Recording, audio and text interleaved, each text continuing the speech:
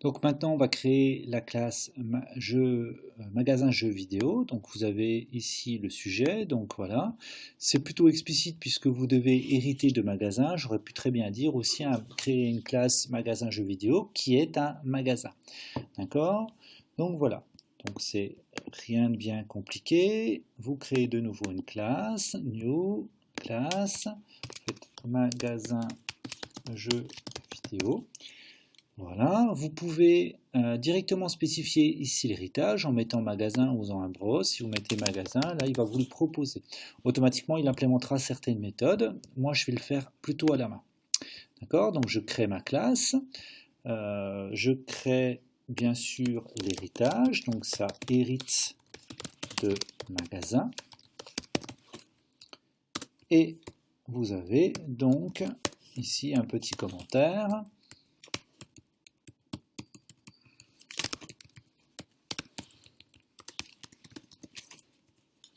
Alors, je vais reprendre le descriptif que j'avais fait pour magasin, tout simplement, avec des vendeurs. Voilà, un magasin de jeux vidéo. Voilà le principe. Alors, la première chose que vous pouvez constater, c'est qu'il y a une erreur sur la classe. Pourquoi est-ce qu'il y a une erreur? Parce que le problème, c'est que, en fait, un magasin de jeux vidéo héritant de magasin, il appelle automatiquement le constructeur par défaut de magasin. D'accord? Or, je n'ai pas de constructeur par défaut de magasin. Vous trouvez ici que j'ai un constructeur avec tous les outils. Donc là, vous êtes un peu coincé. Donc là, il faut en fait tout simplement faire le constructeur. Alors, si vous pouvez lui demander de l'ajouter. Moi, je vais l'ajouter à la main. Donc, cette erreur est tout à fait normale. Elle sera corrigée au fur et à mesure du codage. Donc, la première chose, c'est d'ajouter l'attribut supplémentaire. En fait, un magasin de jeux vidéo a un nombre de vendeurs geek. Donc je vais tout simplement rajouter mon nombre de vendeurs geek.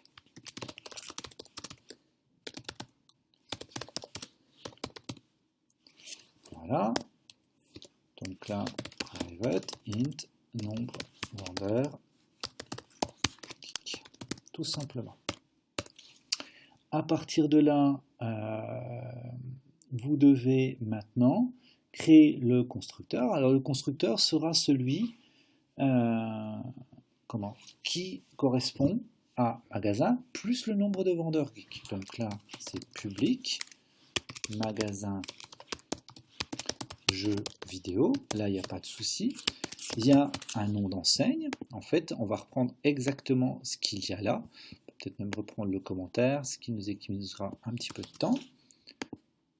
Donc là, hop là, hop là. Donc il y a un nom d'enseigne, un nombre de vendeurs normal, une moyenne de vente et une date, ainsi que un nombre de vendeurs geek. NG, par exemple. Je supprime mon petit copier-coller. Il faut bien sûr rajouter évidemment le paramètre qui est NG. Bon, j'aime pas trop. On va l'appeler NGeek. Je préfère. Donc c'est le nombre de vendeurs geek. NGeek. Voilà. Donc pareil, le constructeur sert à initialiser les attributs.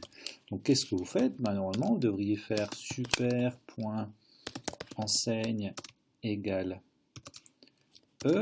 super.nombre de vendeurs égale n, etc., etc. Donc là, mettre tous les attributs, parce que ça concerne et les attributs de magasin, que vous avez ici, et les attributs de magasin, nombre de vendeurs. Donc là, vous êtes là, le problème, c'est que si vous regardez l'erreur, il vous dit que ça existe bien. Par contre, le problème, c'est que enseigne, elle est private. Effectivement, enseigne est private. Donc ce que vous voulez faire, vous, c'est typiquement ça. Donc là, dans ces cas-là, il faut appeler plutôt le mot-clé super qui permettra de renseigner les informations de la classe magasin. Donc là, on fait tout simplement super enmd et en fait, on a juste à rajouter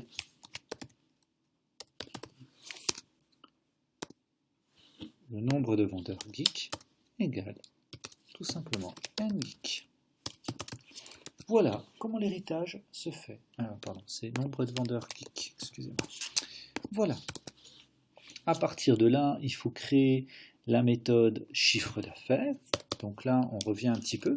Alors, c'est une méthode polymorphée puisqu'elle existe dans magasin et dans magasin jeux vidéo. D'accord? Public double chiffre affaires. Alors, je vais exactement l'écrire comme elle a été écrite là. Alors là, il n'y avait pas de S. Cette méthode, alors, je vais juste reprendre le sujet.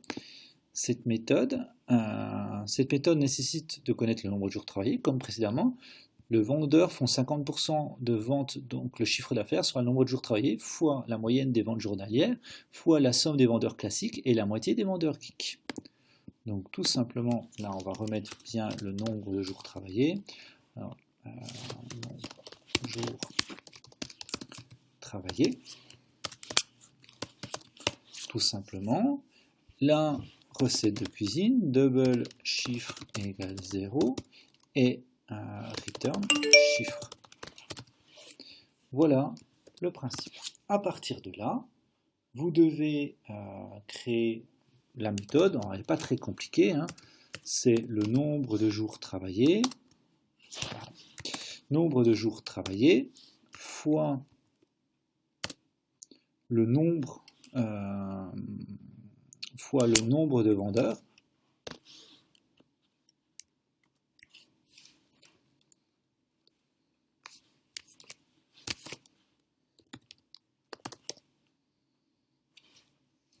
fois plus 50% des vendeurs geeks. Ah oui, c'est nombre de vendeurs geeks. Voilà. Fois la moyenne des ventes. Je ne sais plus comment je l'ai appelé. Moyenne vente, tout simplement.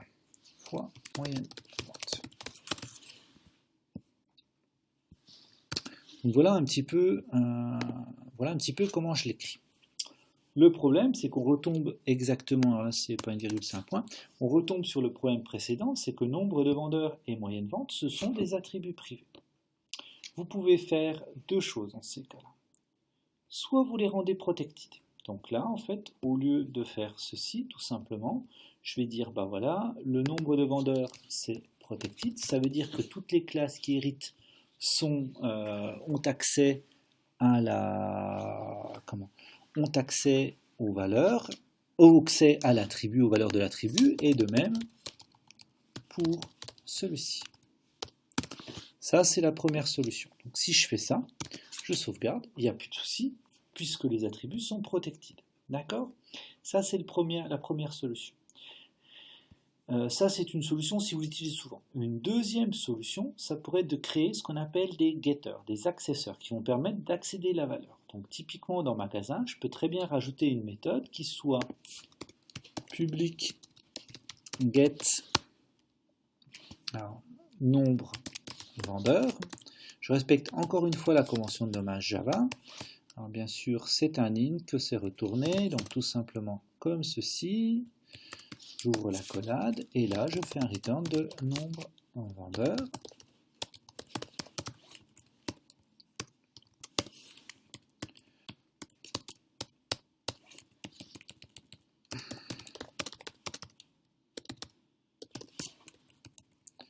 Et ensuite, je peux faire la même méthode qui est sur la moyenne des ventes. Hop là, return moyenne vente. Tout simplement, voilà, public double moyenne vente. Return moyenne vente. Tout simplement. Ce sont des accesseurs. Là, il permet de renvoyer le résultat. Donc là, au lieu d'avoir un attribut protected, vous pouvez très bien faire tout simplement get nombre de vendeurs fois get moyenne vente. Tout simplement. Donc là, qu'est-ce que j'ai fait comme erreur? Une petite erreur. Ah oui, pardon. Ça s'appelle get moyenne vente plutôt. Ce sera plus cohérent. Donc voilà. Donc à partir de là, ben, vous avez deux solutions. Je vous les ai montrées. Soit vous rendez vos attributs protected, soit vous faites un get, tout simplement. Le choix ou l'autre de l'une ou de l'autre solution vous appartient. Voilà pour les classes, l'héritage. Le dernier point, c'est bien sûr de créer effectivement un tableau. On voit un petit peu qu'on devra créer, les premiers seront donc, on va créer deux magasins et deux magasins de jeux vidéo. Alors, tout simplement, pour cela, je retourne dans Principal, je vais création d'un magasin, je vais créer un deuxième magasin, on va demander deux magasins, deuxième. Donc là, pareil, même principe que tout à l'heure, on va appeler mag1 égale new magasin. Là, je vais donner un nom d'enseigne, chez Arnaud. Vous avez le nombre de vendeurs, donc là je vais en mettre 15, c'est un gros magasin, il faut un peu plus de ventes, ils vont faire 3000 €, et il me faut une date. Alors là, s'il me faut une date, soit je réutilise date 1, je peux très bien créer une date, alors je peux la créer au fil de l'eau, ou là je vais la recréer au début, donc là on va faire une deuxième date, on va mettre le 15-15-1985, voilà, et là je peux très bien mettre date 2, tout simplement. Okay. Je peux faire exactement la même chose que précédemment, c'est-à-dire afficher son chiffre d'affaires, mag1 chiffre d'affaires, tout simplement. Et nombre de jours travaillés, je vais mettre aussi 30. Je ne sais pas si vous avez vu, mais dans la complétion, il m'a également proposé d'utiliser, de récupérer les get moyenne vente et get nombre de vendeurs. Voilà pour le deuxième magasin. Il nous faut maintenant deux magasins de jeux vidéo. Création d'un magasin de jeux vidéo. On va mettre deux magasins directement.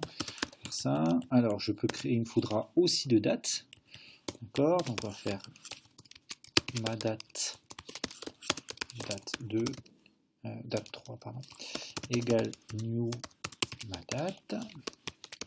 C'est l'utilisation classique, je ne sais pas, 30 11 2010, voilà.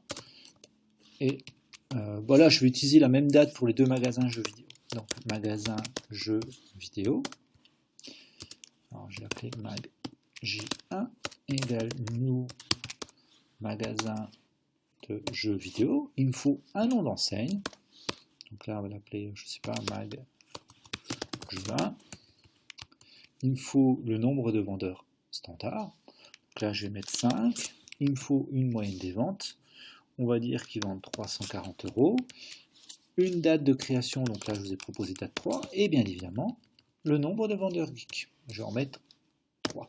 Donc en fait, le magasin possède 8 vendeurs, dont 3 vendeurs jouent la plupart du temps, ce qui fait que le chiffre d'affaires soit plutôt bas.